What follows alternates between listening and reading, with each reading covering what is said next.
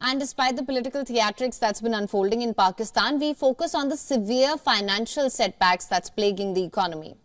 The Pakistan Stock Exchange was dominated by the bears at the start of the new week. Short sellers dragged Pakistan's benchmark KSE 100 index down by as much as 2,200 points in intraday trading, with analysts attributing the losses to political uncertainty. But let's focus on the common man's troubles. Inflation, which reached nearly 30% in December, that's been climbing since the start of the year after Pakistan's central bank agreed to liberalize its exchange rate as part of a pre-existing IMF program. Once again, exchange controls were dropped and the value of the currency fell sharply. The dramatic devaluation of Pakistani rupee further complicates the economic situation. The devaluation has far-reaching implications impacting essential imports such as fuel, edible oil and pulses. All the politics aside, how did Pakistan land in such an economic turmoil?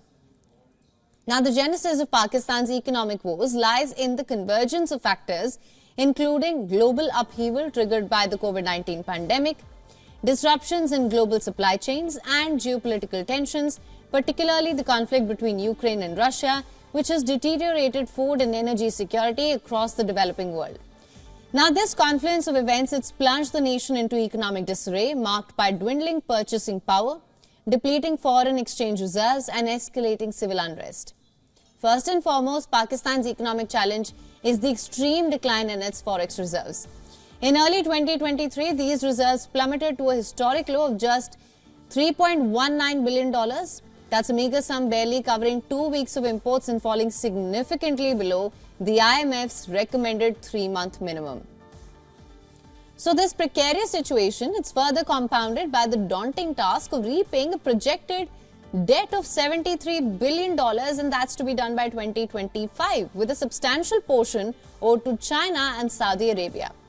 Navigating Pakistan's $340 billion economy within a volatile political landscape, it raises concerns about potential economic policies that might mirror past destabilizing measures.